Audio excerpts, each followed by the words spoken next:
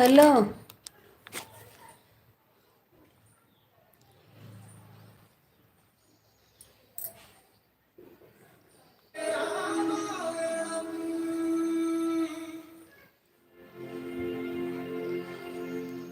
ಅವರ ಮುಖದಲ್ಲಿ ದಿವ್ಯತೆಯ ದರ್ಶನವನ್ನು ನೋಡಿರುವೆ.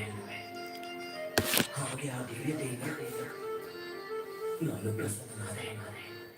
ಅವರು ಅವರು ಸಾಧಾರಣ ಋಷಿಕುಮಾರರಲ್ಲ, ಬದಲಿಗೆ ಸಾಧು ಸಾಧು ಹಾಗೂ ರಾಜನ ಅಮೋಘ ಸಂಗಮ.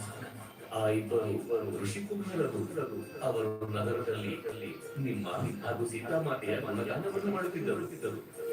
ಪ್ರಭು, ನನಗೆ ಅನಿಸಿತು ಸಾಕ್ಷಾತ್ ಮಾತೆ ಸರಸ್ವತಿ ಹಾಡುತ್ತಿದ್ದಾರೆ ಏನರು. ಹಾಗೆ ಅಯೋಧ್ಯೆ ಎಲ್ಲ ನರ್ತಿಸುತ್ತಿತ್ತು. ಎಲ್ಲರ ಇಚ್ಛೆಯಾಗಿದ್ದಾರೆ.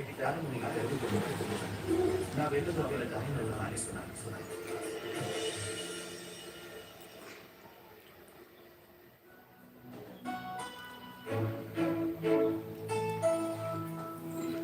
ಅರೆ, ಎದ್ದು ವ್ಯಾಯಾಮವನ್ನು ಮಾಡಲು ಶುರು ಮಾಡಿದೆಯಾ ಕುಶ?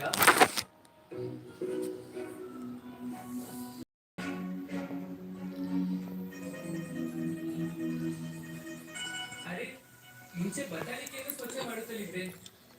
ಈಗ ವೀಣೆಯನ್ನು ಹೆಚ್ಚಾಗಿ ಸ್ವಚ್ಛ ಮಾಡುವುದರಿಂದ ಅದು ಮುರಿದು ಹೋದರೆ ಕಷ್ಟ.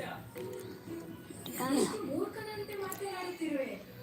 ಶ್ರೀರಾಮ ಹಾಗೂ ಸೀತಾ ಮಾತೆಯನ್ನು ನೋಡಲು ಹೋಗುತ್ತಿದ್ದೇವೆ. ಮಹಾರಾಜ ರಾಮ ಹಾಗೂ ಸೀತಾ ಮಾತೆಯನ್ನು ಭೇಟಿಯಾಗಲು ಹೋಗುತ್ತಿದ್ದೇವೆ. ಬೀಡಿ ಏನು ಮುಖದಲ್ಲಿ ಹಾಗೆ ಹೊಡೆಯುತ್ತೇವೆ. ಒರೆಸಿ ಚೆಂದ ಕಾಣುತ್ತೇವೆ. ಸರಿಯಾಗಿ ಹೇಳುತ್ತಿರುವೆ. ಈಗ ಬ್ಲೂ ಕೊಡೋದು ಬರಬೇಕು, ಕುಶ, ಬಂದರೆ ಲೈವ್ ಸರಿಯಾಗೋದು. ಬ್ಲೂ ಬ್ಲೂ ಬ್ಲೂ ಮಹಾರಾಣಿ ಸೀತೆ ಬರ್ತಾ ಇಲ್ವೇ? ಮಾತನ್ನು ಕೇಳಿ ಕೋಪಿಸಿಕೊಂಡರೆ ಅವನು ಯಾರೆಂದು ನಿನಗೆ ತಿಳಿದಿದೆಯೇ? ಅವರು ವನದೇವಿಯ ಪುತ್ರರು. ಮತ್ತು ಈ ವನದೇವಿ ಮಾತೆ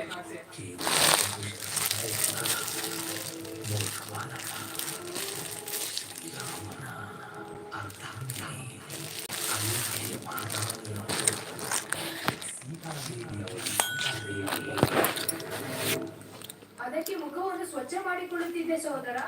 ನಾನು ಕೇಳಿದ್ದೇನೆ, ಸ್ತ್ರೀಯರಿಗೆ ಎಂದು ಸುಂದರವಾದ ಬಾಲಕರನ್ನು ಕಂಡರೆ ಕೋಪ ಬರುವುದಿಲ್ಲವೆಂದು. ಆಗಲಿ, ಆದರೆ ಸೀತೆ ಮಾತೆಯವರ ಜೊತೆ ಇದು ಅವಶ್ಯಕತೆ ಇಲ್ಲ. ಇದನ್ನು ನನ್ನ ಮನಸ್ಸನ್ನು ಕೇಳಿ ಸಹೋದರ.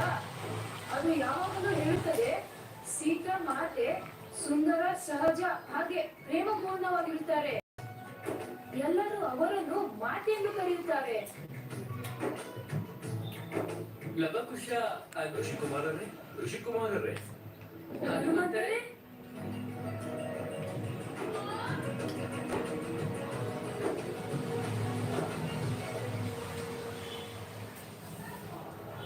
ವನದೇವಿಯೇ ಸೀತಾಮಾತೆ. ಒಂದು ವೇಳೆ ಲವಕುಶರಿಗೆ ತಿಳಿದರೆ ಇಲ್ಲಿ ಸೀತಾಮಾತೆಯು ಇಲ್ಲವೆಂದು, ಆಗ ಏನಾಗುತ್ತದೆ? ನಾನು ಈಗಲೇ ಅವರಿಬ್ಬರಿಗೂ ಸತ್ಯ ಹೇಳಿಬಿಡದೆ